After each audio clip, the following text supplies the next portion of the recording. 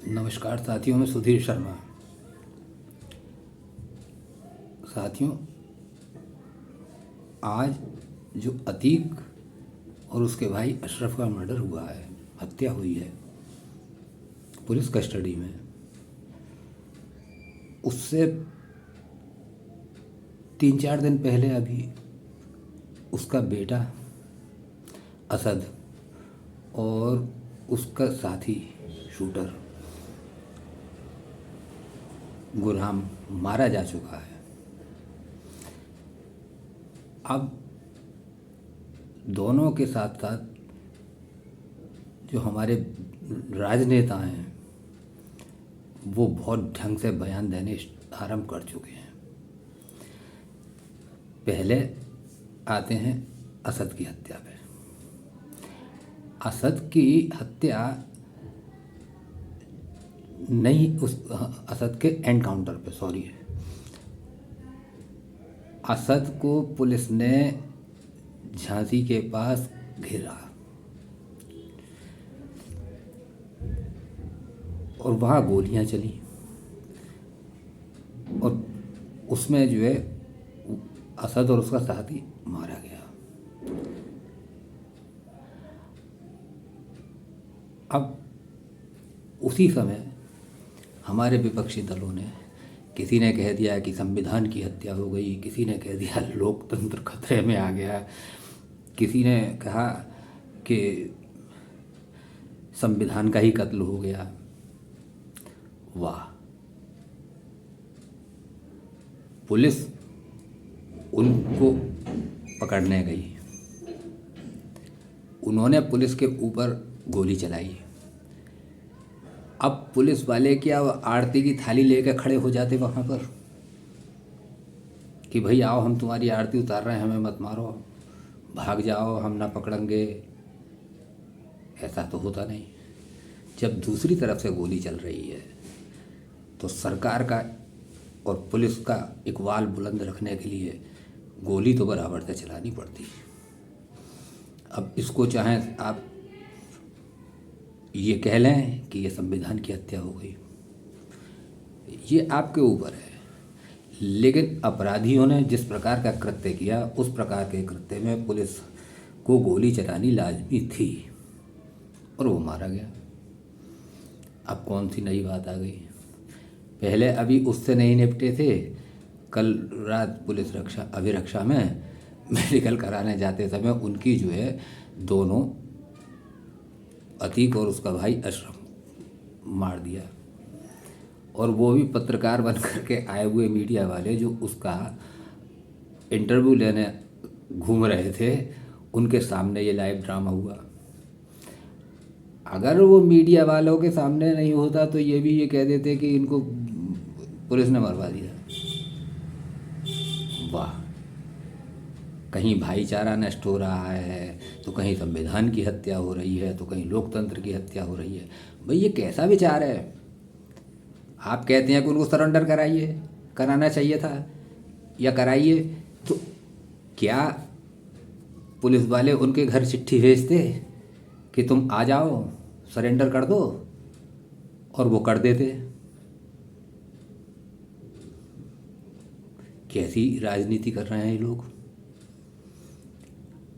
अब पहले तो वही मीडिया कर्मी तुम्हारा बचाव ही कर रहे थे, तब वो मीडिया कर्मी सही थे।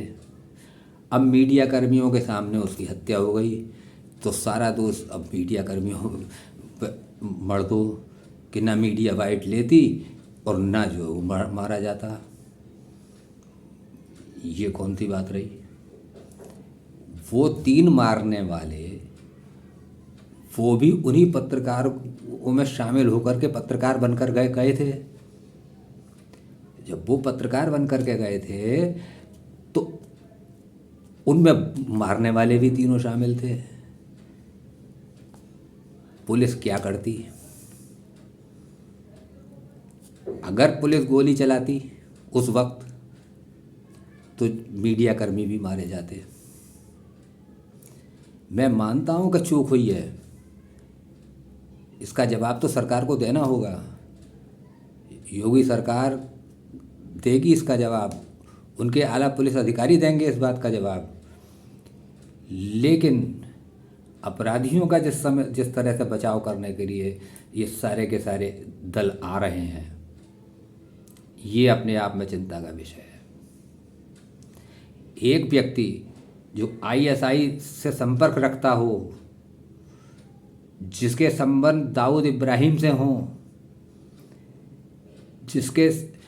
जिसके संबंध पाकिस्तान की खुफिया एजेंसी आईएसआई से हों, वो उनसे हथियार खरीद रहा हो, हिंदुस्तान में हथियारों का जखीरा मंगाता रहा हो ड्रोन से,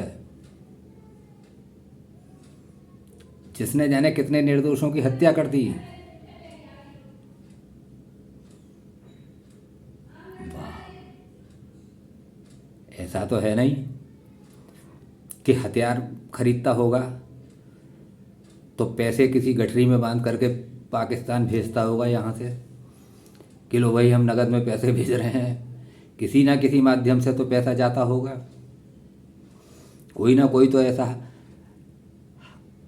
जो लोग ये कह रहे हैं कि अतीक और अशरफ के मरने के बाद ये राज दफन होने की वजह से हत्या कराई गई है, मैं इस बात से सहमत नहीं हूँ।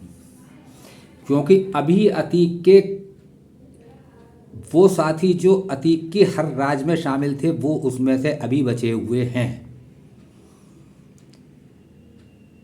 अतीक का कोई भी राज अतीक की पत्नी शाइस्ता से छुपा हुआ नहीं होगा।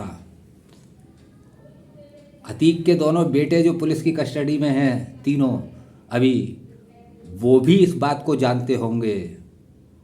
तो ये तो कहना ना समझिए कि राज दफन हो गया। राज दफन नहीं हो गया, सरकार सारे राज खुलवाएगी और एक एक करके जनता के सामने रखेगी।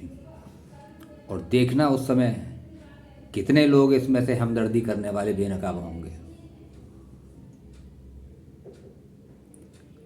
ये ऐसा नहीं है कि केस ख़त्म हो गया अतीक और अशरफ और असद के मरने के बाद ही। अभी राजदार मौजूद हैं।